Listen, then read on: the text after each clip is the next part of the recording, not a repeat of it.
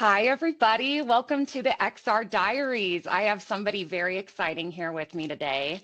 I have Haseeb, who is ex-Meta, ex-Samsung, with a background in both product management and product go-to-market. Welcome. Hey, nice to see you, Kate. Nice to see you. Tell us a little bit about your background and what you're working on now. Yeah, would love to. Background-wise, most of my life has been spent in business or product consulting. So, the realms of Monitor Deloitte is where I spent most of my time working on both hardware and software clients. So, everything from software like Nike, Tommy Bahama, Lilly Pulitzer, Ralph Lauren, to the likes of Asus and LG, and then um, transitioned over to consumer electronics, so Samsung Electronics, and then lastly at Meta. And at Meta, I was the chief of staff to the COO, but also held a number of product management positions where the team, dove into AI smart glasses and how do we make them successful, to the Quest headset and the content on the headset and why that's not taking off to the degree that it should be. So really thinking about the growth of the platform across XR and figuring out what are the constraints to that growth and figuring out how to fix it. And since then, I've been on a journey working with nonprofits and pro bono organizations, MIT Reality Hack being one of them, Game Changing Style being the other one, a few others that I'll shout out as the need comes. But have been really enjoying myself in the XR space since working at Meta. Yeah, and you're one of the pioneers in the space. And I'm sure you can relate, like, customer XR, for example, when we're surrounded by these conversations all the time, we kind of get used to it and we don't realize the rest of the world hasn't caught up. It's like another AI, but even bigger, just as far as the wave of, adoption. So that being said, one of the things I always like to ask is, there's a lot of noise, right, so to speak, around XR. And so coming from, your background and what you've experienced, what is XR actually delivering right now that's real and what's still mostly hype? Yeah. I'm going to take a super conservative view at this. I think there's a lot of folks that will say all of it's real and you can do anything in XR and it's all here to stay. But I think that that's too liberal and fancy free. My background is in not just product development, but how do we take that product and make it successful in market? And I think the answer to your question can be split into two halves. It's like, do we have the product that has legs? I think yes, we do. But in a lot of ways, that those legs are not operating in market. We don't have the traction in market with our developers, with our consumer cohort that make XR as successful as it can be.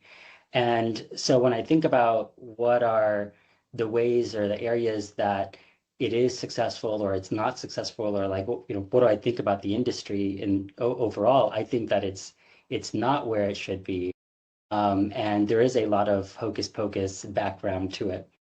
That being said, I think there are two places where it has proven success, which is gaming. I think Meta Quest is the imminent VR headset, but there are other options that are out there. There's a Steam headset, there's PlayStation VR that is extremely well structured and has a great install base. But beyond gaming, I think that there is a lot of uphill battle that the industry needs to do in garnering that adoption.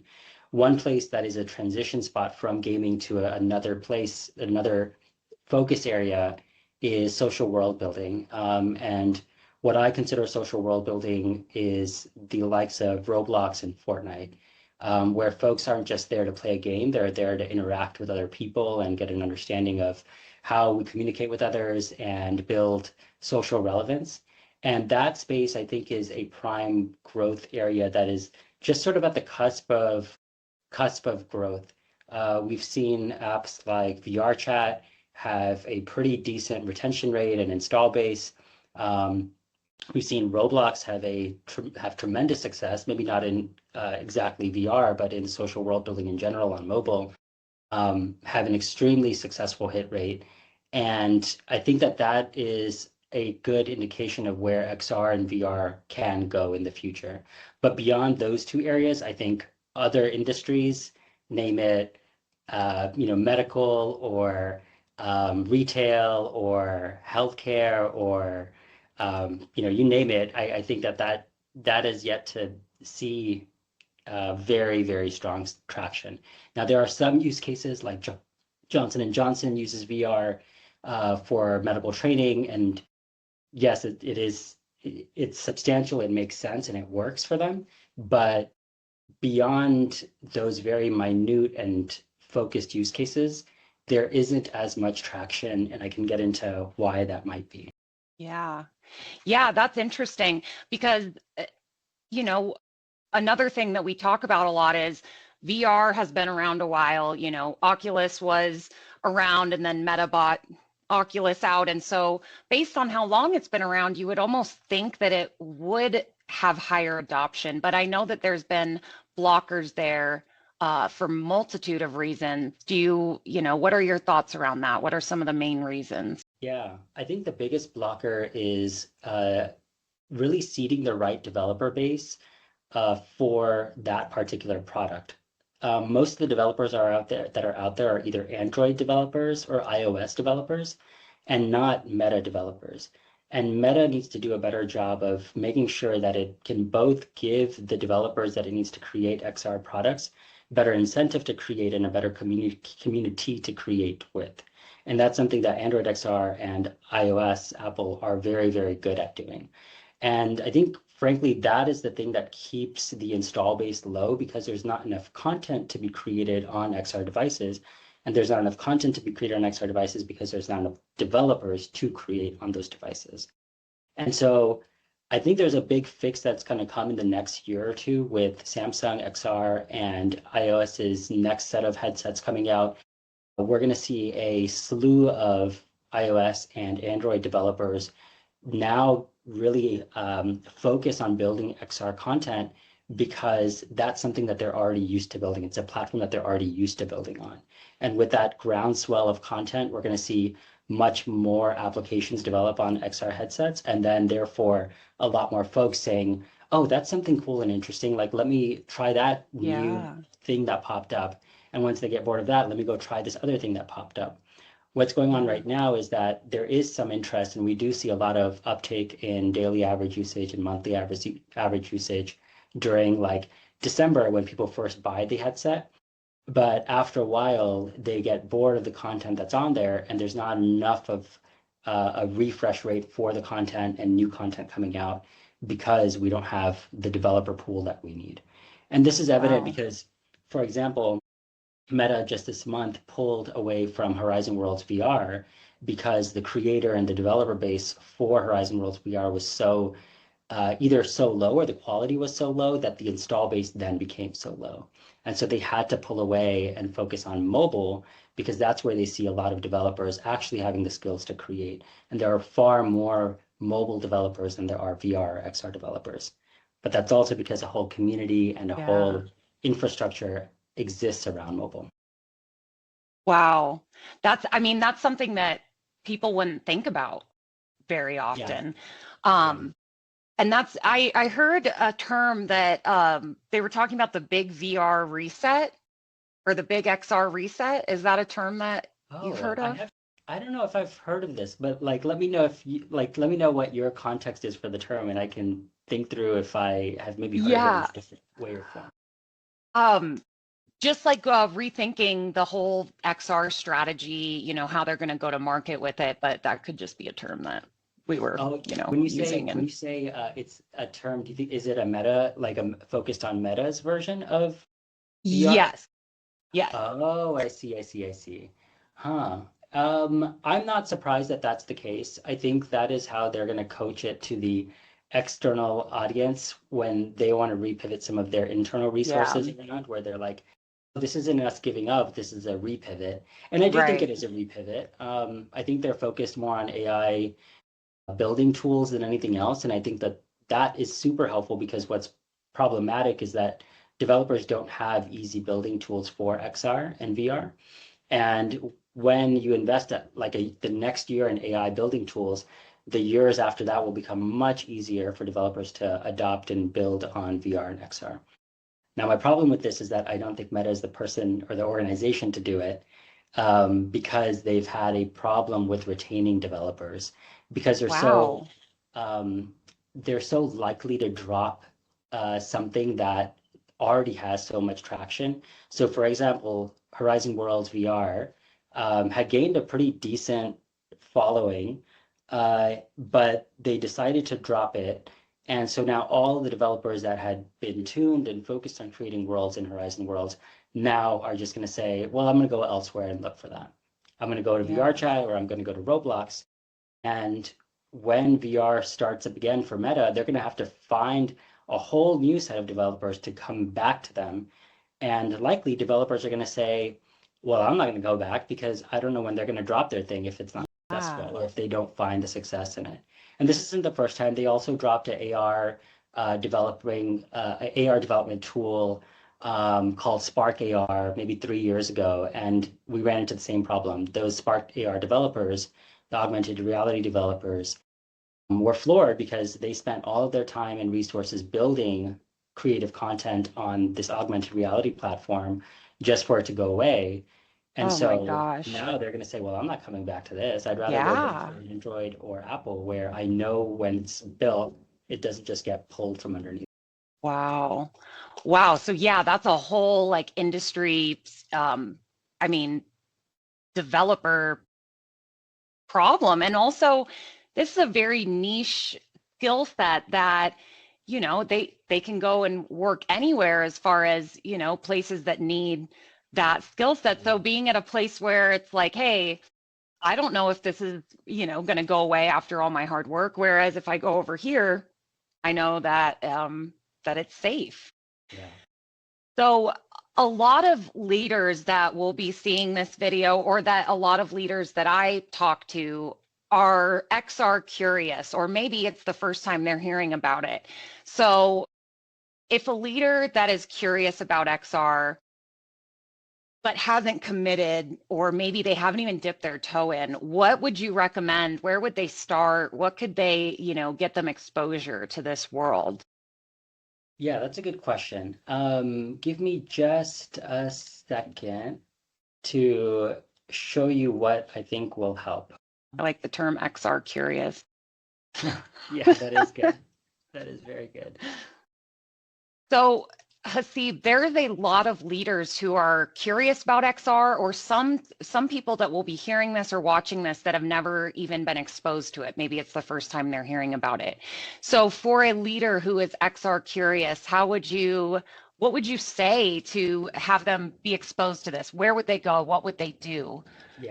Yeah, I to think most experience people this? might Yeah. recommend go and test out the headset at, your local Best Buy or go to the Meta store or go to a conference. Augmented World Expo, AWE, is one of the preeminent conferences that are out there for this.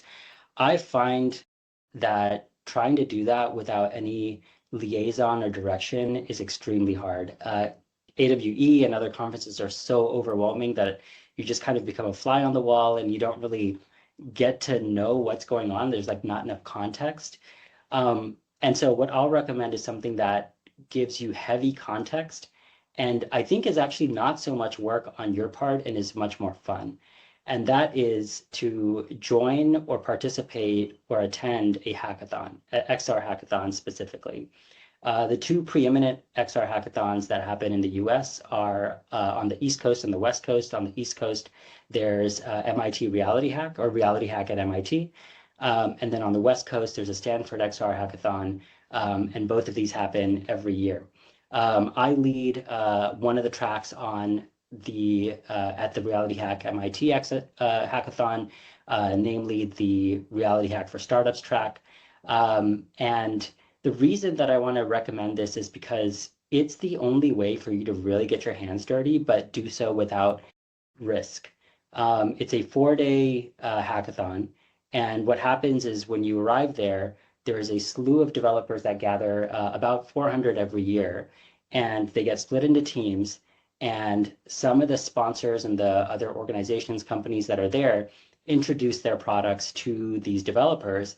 And then over the next 4 days, these developers hack either VR headsets or smart glasses to figure out how they can use computer vision, VR technology, AI, the combination of all of those, and robotics to create something brand new with the technology that you as a industry player might offer them. And so um, in the past, we've had sponsors like Snap and Meta, and developers have created really new and emerging concepts for those platforms to the point where some of the teams that have created and won the hackathon then get sponsored by Snap and get accepted to their, for example, 2 years ago, Snap Accelerator program. There was a hack team that created a Snap Spectacles prototype that was for the elderly that had posture issues. And that particular headset would have a indicator inside the glasses that would tell you when your posture is incorrect, and it would guide you to look up. And when you look up, that guide would go away, so it would prompt you to continue to do that, or else you'd have something obstructing your vision.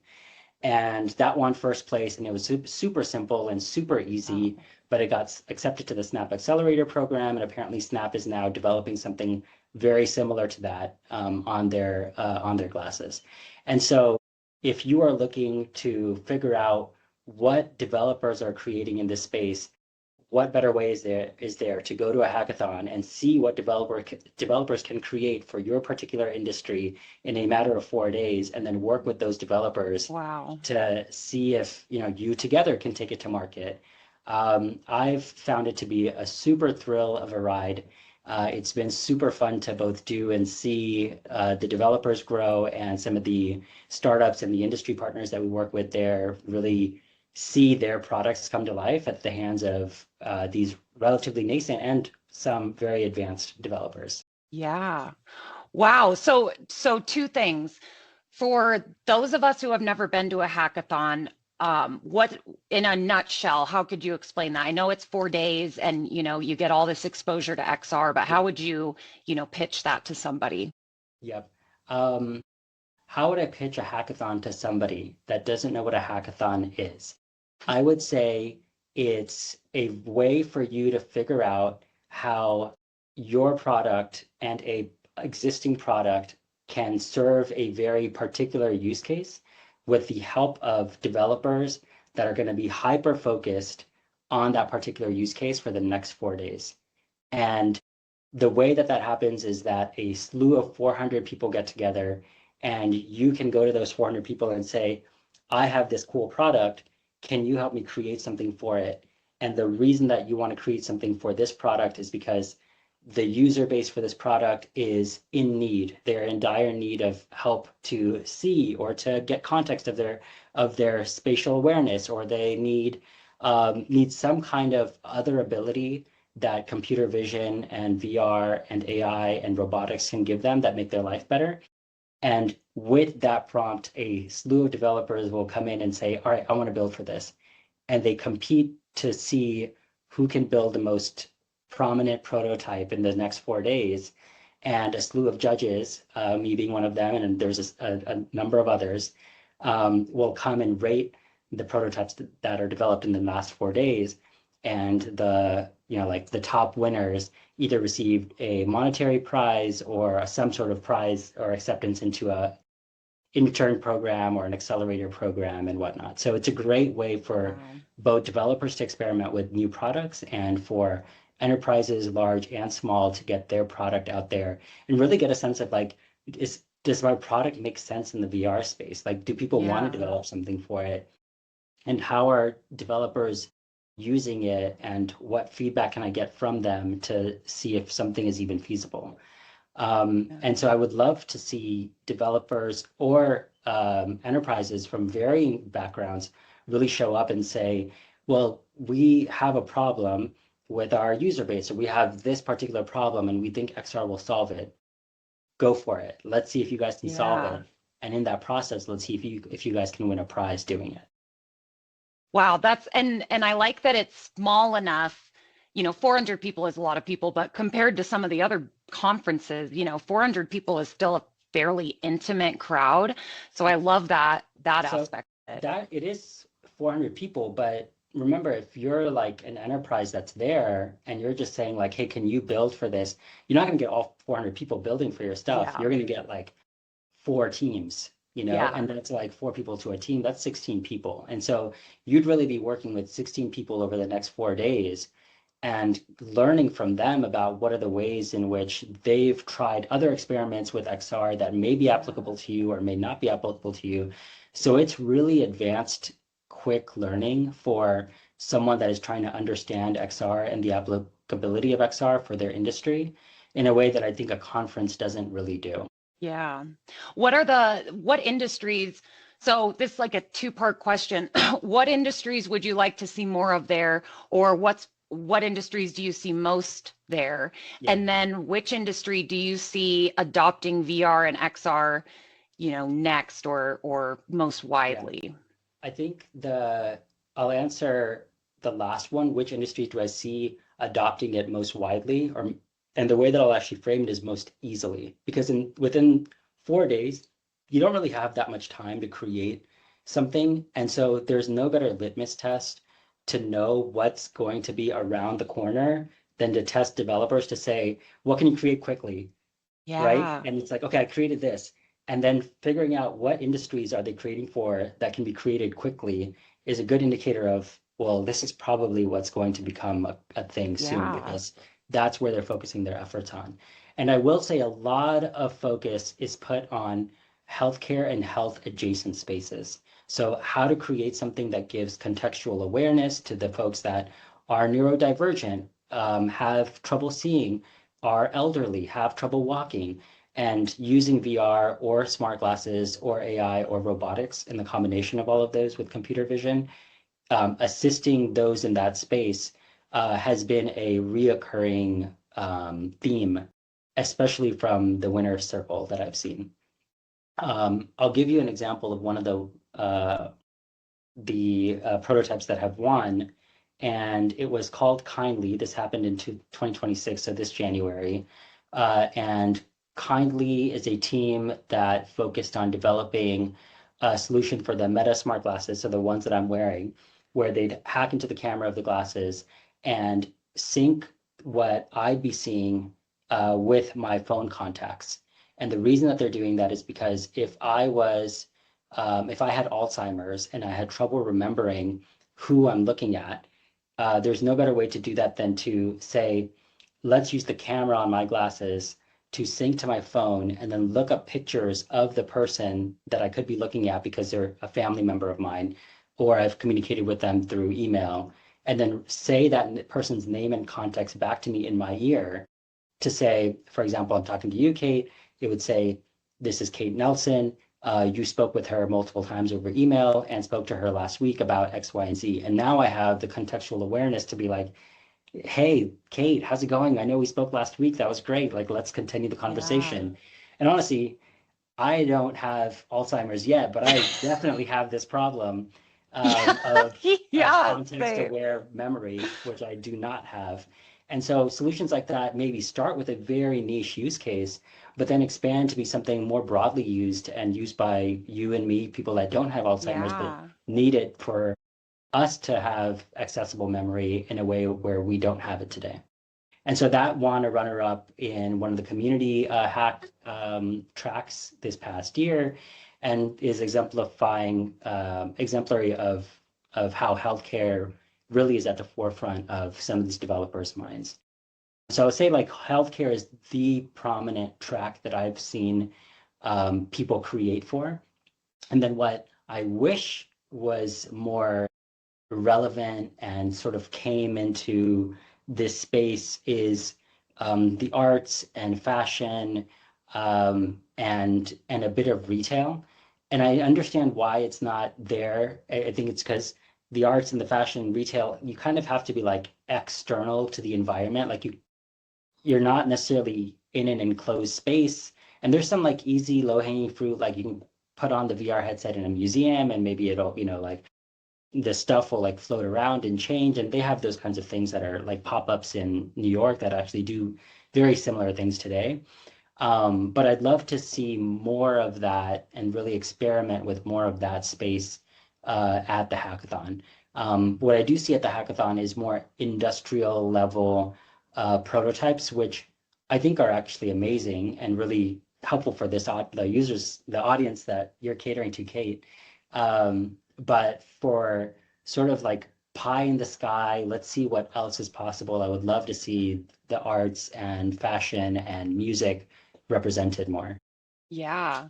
Yeah, because I know me personally in, the VR headset, I've attended concerts in there. Our CTO, Chris Fonte, at Customer XR, him and his friends put on a VR concert that I went to. But for it to be more widely adopted, I think is definitely in the near future. And I'm also curious, so, and I meant to bring this up, so you're wearing the Meta Ray-Bans. What and this will lead into, the next thing that I ask, but what are some things that you use it for on a day-to-day basis, like practical, Yeah. uses? Yeah. So this is a game changer for me in particular because of my own personal weaknesses. And one of my big personal weaknesses is responding to people when I get a text from them, namely one of those people, my wife, Justine. And so I will wear these in particular when I need to go out somewhere where I'm carrying groceries or I have my hands full and I'm lugging a trolley around.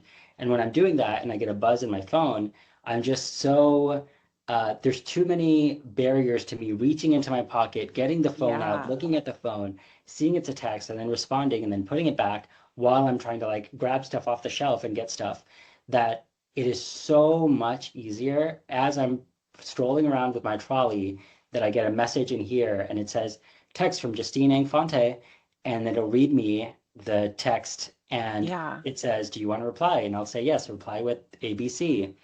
And there, Yeah. that's done. My communication is perfectly intact. I haven't lost focus of what I'm doing. I'm continuing to do Yeah. the thing that I'm doing. I'm still aware of my surrounding. Um, that is my biggest use case for these glasses, and I will particularly wear them when I'm going out so that I don't have to like look at my phone all the time. Um, Yeah. and I know other people have loved to record video on it and share video, especially when they have kids and they're like both of their hands are full with their kids, and it's just so much easier to like record special moments in that case. I haven't been blessed with that yet, but when I do have kids, I'm sure I will Yeah. need that feature.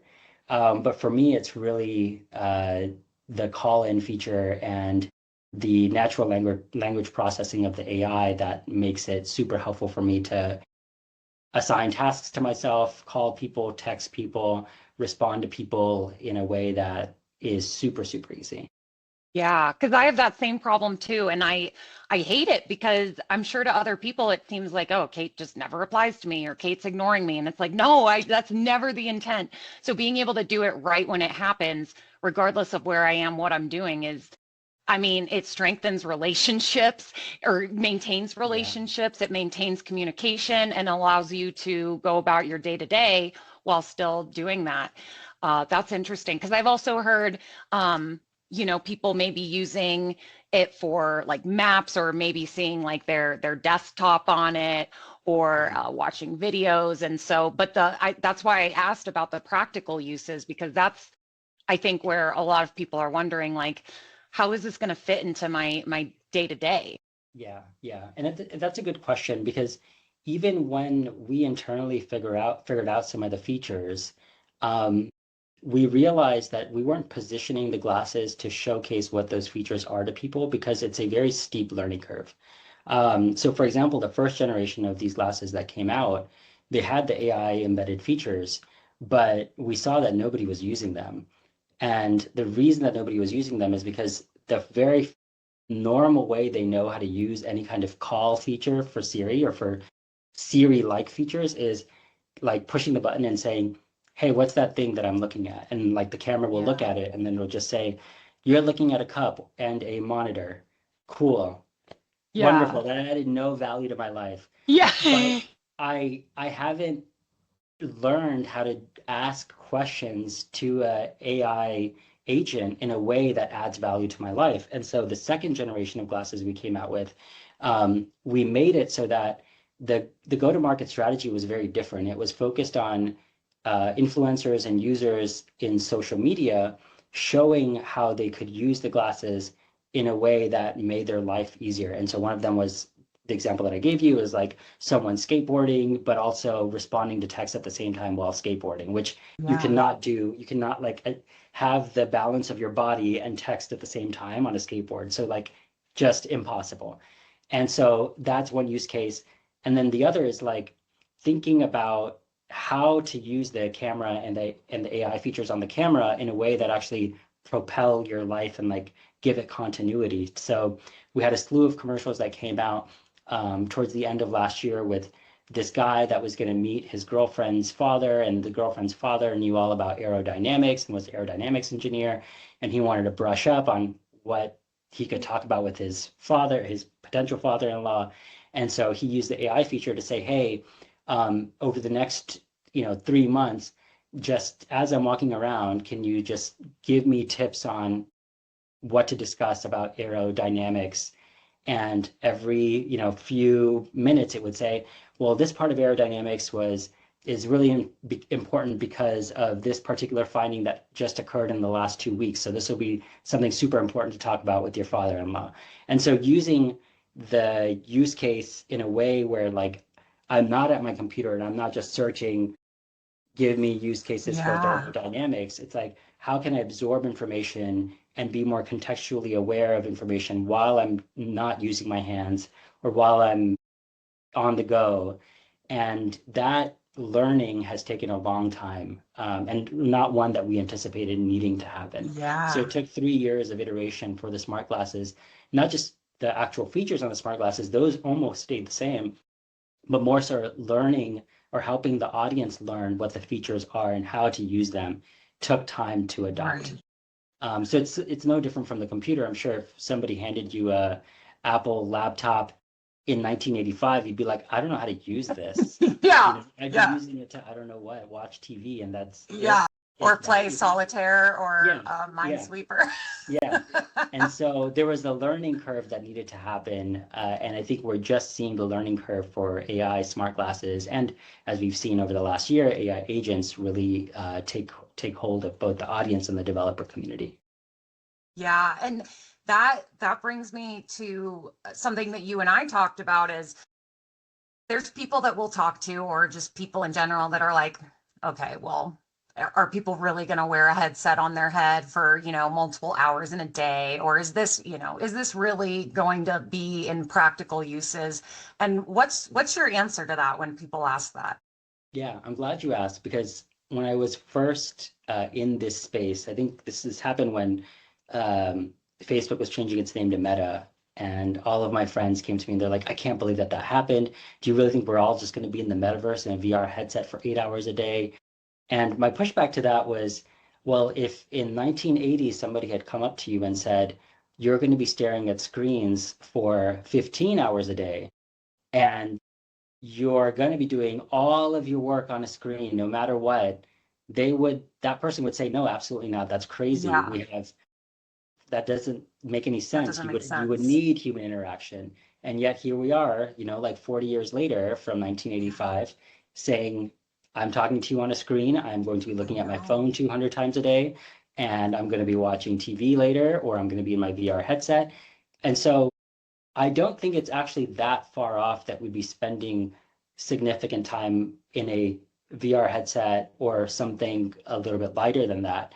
But I don't think it'll be all day. And Right. in the same way that we're not staring at our TV all day or our laptop all day, in the same way, it'll be another accessory to be added to the way that we view things when we want more context. And each of the hardware things that we have with a screen on it are used for different contexts. We use our mobile phone when we're out and about because the context is we are busy with something else in our surrounding and we need something small to take with us.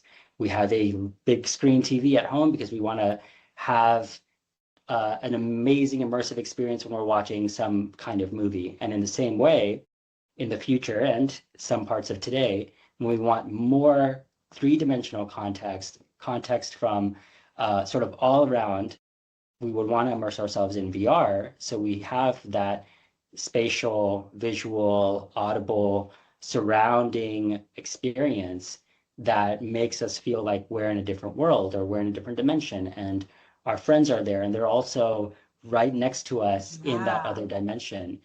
And so I do think that there is a strong rationale for a use case where we'd be spending an hour or two in a VR headset in the near future.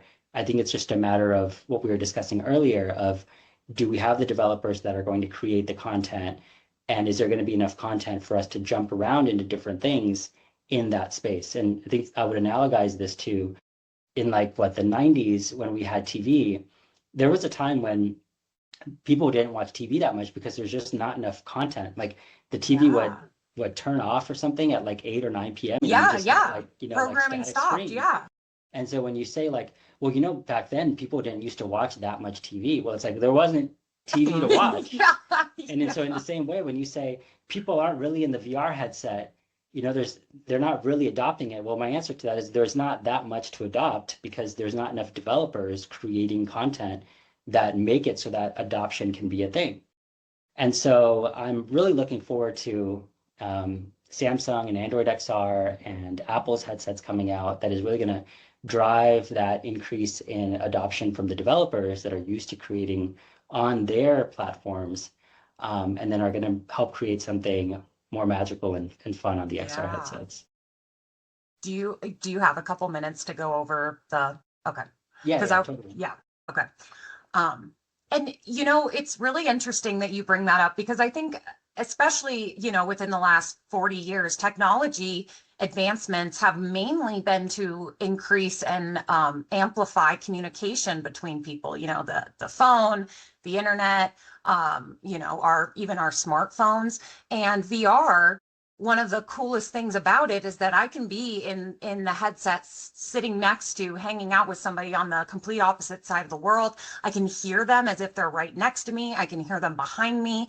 And so, if you take it a step further, you can even think about work meetings happening in there or like global collaborations, team building. A lot of organizations have sales kickoffs, having them in there. So and to your point, maybe in the future we'll be in the headset, multiple hours on end the way we're in front of our computer, but it's not insane to think that people will be spending a couple hours a day in a headset because you already spend however many hours on your phone. It's like that on steroids, and even further. So I Yeah. love the points that you make because when you draw that comparison, people are like, well, I guess you're right. You can't argue that. So Yeah. Yeah, and I'm really excited for where the VR space is going, not just for the level of fidelity that you get for your closeness to other people and like immersiveness in a different world and a different feeling that you get when you're in that world. It's so hard to explain if you haven't put on the headset, yeah, and that's the hard part where it's like try to explain what like watching a movie is to someone that has never seen a TV. yeah, It's just like what you're doing is you're watching people move around and act, and they're just like, yeah, but I can just do that for real. yeah, Like, but it's like, no, there's special effects. Okay, whatever. Like, what do I know yeah, what special effects is? So like trying to explain to someone what VR is so complicated. But I think one of the really beautiful things about VR is that beyond just you seeing yourself in surroundings, is that you really seeing yourself and yeah, yourself as an avatar and getting to pick what you want to be and how you want to represent yourself in a virtual world. And some of the research that we've been doing through Game Changing Style is really focused on how people think about their own identity in a virtual space or in the gaming space. And what we've seen is that people shift the way that they might dress or act in a digital world that is different from the real world, the real physical world, because they feel safer there. Some of the biases and the stereotypes of how you should be acting in the real world are not necessarily there in the digital world. You can do whatever you want. So you have, Yeah. yes, you have crazy actors and that take advantage of that, but you also have very sane people that come to the platforms, in particular VR chat, as like their truest self. And what that means is I get to represent how I talk, I get to represent how I dress, I get to experiment with whether it's like, cool black nail polish or like an earring or a Yeah. septum ring. And then feeling like, oh yeah, that does represent my true identity. Yeah. And then going into the real world and saying, yeah, maybe I do want to try that like black Yeah. nail polish or the septum Yeah. ring. And I've seen so many examples of people that didn't have that sense of self-identity in the real world because the people they were surrounded with made it hard for them to have that kind of identity. But in the digital world where you can find anybody and Yeah. also anybody from different types of identities, you then feel more emblazoned and empowered to be that true self, both digitally and in real life. And so we've seen a lot of research that helps us substantiate where VR is going, not just from like a software development perspective, but from a humanity perspective. I feel like it's helping us become a truer version of ourselves and get a better sense of our own identity because we have embodied avatars where we have to like dress them up as the way that we see them. And I think this is a very big difference from social media, where like the social media age was us putting pictures of ourselves as we are and then trying to adjust for how society wants us to be. And I think in this version of that, we get to truly just morph the version that we are and experiment with that version in different ways because the person on the other side doesn't really need to know that this is Haseeb Fonte or this is Kate Nelson. Yeah. They just see this person as like an avatar, and you can, I can change the dynamics of what I'm wearing and how I present myself, how I talk, so it feels the most clean and normal to me. Right. So in your opinion, that's one of the reasons why you think people will want to be in VR and XR and really one of the biggest attractions there. Yeah, I think so too. I think Roblox is a good primer for that. It's just a really immature primer. Roblox has a crazy monthly average active user base. Um, and my sense is that when people mature out of Roblox and they get a little bit older and they don't want to be around, cuss words and screaming people, screaming kids, they'll mature to different platforms, name it VR chat or other platforms that will turn up where they can have honest discussions about whatever it is that they want. And so I'm really looking forward to that space when that space gets curated and morphs into a thing, because we've seen that trajectory happen before. If you think back to the 1990s, I know I used to be on AOL Instant Messenger, and on AOL Instant Messenger, you had your chat room and you had like Yeah. random people that you were talking to, and I'm sure I partook in some really weird behavior because I was a kid and just said some stupid Right. things. And um, and though that was a space for relatively kids, if you were to ask an adult, like, would you ever be on AOL Instant Messenger or that like chat platform? They'd be like, no, I don't need that. I have email. I don't need that Yeah. thing.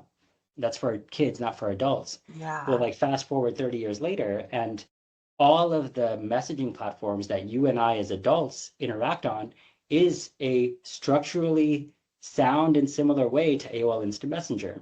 And Yeah. so we are actually just doing what we did on AOL Instant Messenger as adults just 40 years later. And I think the same trajectory will happen with virtual reality, where now folks that are kids in Roblox will then grow up to use the same kind of platform just in a more mature way. And so they will be interacting virtually with folks, with their friends, and engaging in like gameplay, but also social activities in both a VR and a social world building platform. It's just that we're a little too early for that concept just now. So I would say Yeah. give it like 10 or 15 years for the folks that are in Roblox to mature out of that, and they themselves will either want or create the new social world VR platforms that they were Yeah. used to playing in as they were kids. Similar to how you and Yeah. I now are all over, our phones and engaging in like the way we chat, either on WhatsApp or instant messenger or whatnot. in the same way that we did on AOL Instant Messenger. Yeah, no, that's fascinating because one of the things that we're seeing and that with Customer XR in their, in our founding story is that when you give this technology to a younger generation, they already know how to use it. There's no training manual for that. Yes, maybe older generations, it'll take a second to get used to it, but a lot of the apps we're making are very user friendly. It's hand tracking, so you don't have to learn, controllers or anything like that. But to your point, I mean, the VR generation is already growing up, and so that's going to be a normal part of how they work, and they're going to expect that to be in their working environment. Yeah, absolutely. Absolutely. And I'm glad Customer XR is sort of broaching those insights and like using them to get to the right audience, because from an enterprise perspective, you're going to be late to the game if you don't understand that and understand that early. Yeah. And the larger organizations do understand that. Like that's why Meta is focused on what they call TIA, teens and young adults, as a way to make sure we understand that demographic, and then later on use the grown-up version of that demographic so that we can say, oh, they already know the tools and they are used to working with them, and they're going to be using Meta tools as they move forward. So in the same way, I think a lot more organizations and enterprises, like the smaller, medium to large businesses, need to adopt that same kind of thinking to really look at what are the teens and young adults using. And that's a good indicator of, in the next 5 to 10 years, what's going to be popular. And I think that's what places like Reality Hack at MIT help us do. That's what some of the research that me and the team are doing from Game Changing Style help us do. And so we really enjoy learning every day from that audience and seeing how social dynamics and how we act with each other is slowly shifting based on some of the digital and virtual devices that are coming out there. Yeah, exactly. And we talk a lot to businesses about how it's going to differentiate them as well, right? Like we work with a lot of quick serve restaurants, and when you're in a franchise, you're trying to hire, people at scale globally, and a lot of them are a younger generation. So imagine being able to be like, hey, if you work at place A, you're going to get standard training. If you work at place B, you get to train in VR. That alone is going to attract so much more talent, retain them, and that, at the very minimum is worth looking into. Oh, yeah. That plus, my mom spent her entire life in a quick service restaurant. So like I am intimately aware of the landscape. And there are so many people from different backgrounds, especially if you're going to cross countries, but they want the training to be the same. And if that's the case, there's no better way than to train in VR, because your mechanics, it teaches you how to do mechanically the same thing that a video or words cannot teach you. Like words can say, take this one particular thing and put it in the ice bucket, but the way that you actually need to do it, you need to like illustrate and practice with your hand motion wise and get that muscle memory in, whether it's like flipping meat or serving a particular dish. All of that stuff should be muscle memory, and the best way to do that is through a virtual reality training module.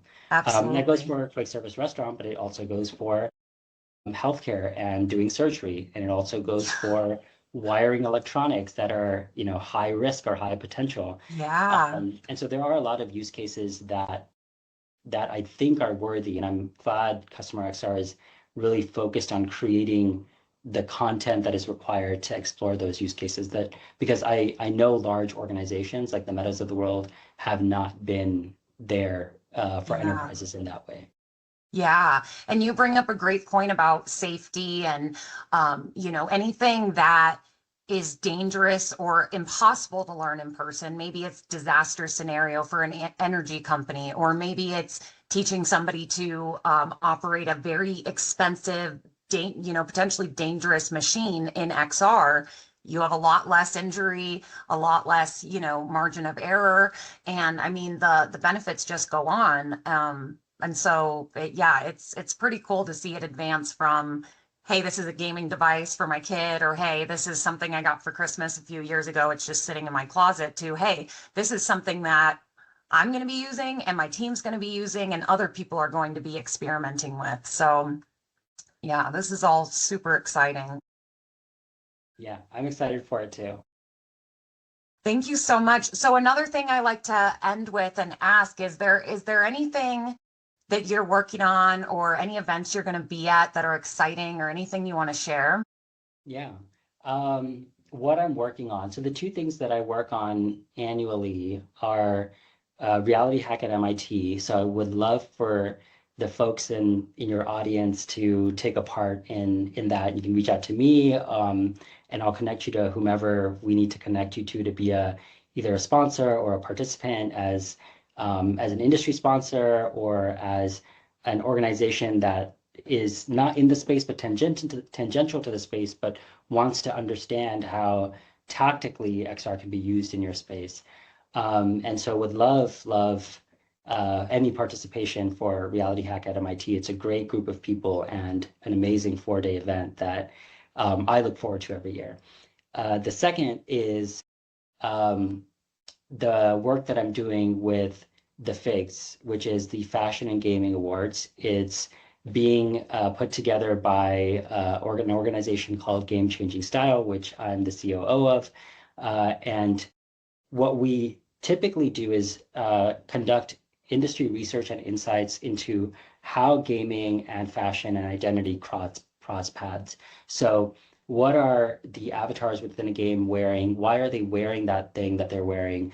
And what is the identity representation of that? How are brands interacting with gaming and that identity as we move forward? And we've seen a number of brand collabs from Gucci and Valencia to Little Nas X to Taylor Swift be represented in gaming, whether it's Fortnite or Zepeto or Roblox. We've seen sort of concepts of these things merge, but we haven't seen the groundswell of it really adopt across large groups.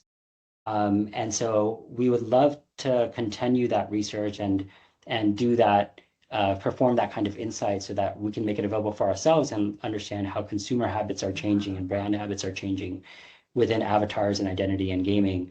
And as sort of a conduit to that, what we're doing is creating the Fashion and Gaming Awards, which is a set of awards that is meant to honor the designers of the avatars and the avatar content that is in games and represents identity within games. And so we're trying to celebrate designers that focus on really niche ideas like the best female villain or the best female heroine or the best ethnic representation within a costume, whether it be Wow. Black hair or Asian identity or Asian eyes, really figuring out how we can make sure that identity is at the core of gaming and fashion, and what that means to people is best emulated through making sure they have a platform for celebrating that. And we think that the Fashion Gaming Awards is that platform. And so this year we're going to be holding it for the very first time at New York Comic Con in this October, this October 2026 October. And so we'd love any kind of participation, whether you want to come out to New York Comic Con, Yeah. whether you want to contribute your designs, or whether you want to be front and center as a sponsor. We'd love to collaborate with organizations that we think can serve that space and highlight that space. So whether you're in the sort of self-identity space, fashion retailer, or in the gaming space in some way or form, we'd love to chit chat. And I think most of all would just love to see a broader set of diversity at New York Comic Con. It's already super diverse, Yeah. but having folks from backgrounds that are not familiar with New York Comic Con show up is that much better. So would Yeah. love to put in that plug for the audience. Absolutely. And I'll put links to the MIT hackathon, to Game Changing Style, and then to the New York Comic Con. Yeah. This has been amazing. Thank you so much. I feel just so grateful to be able to chat with you always. And your insights are, I mean, I learned so much from you. And I know that there's going to be questions from people hearing this and watching it. And I know that, I'll see you very soon. So thank you so much for your time, Haseeb. Sweet. Thanks, Kate. Appreciate it.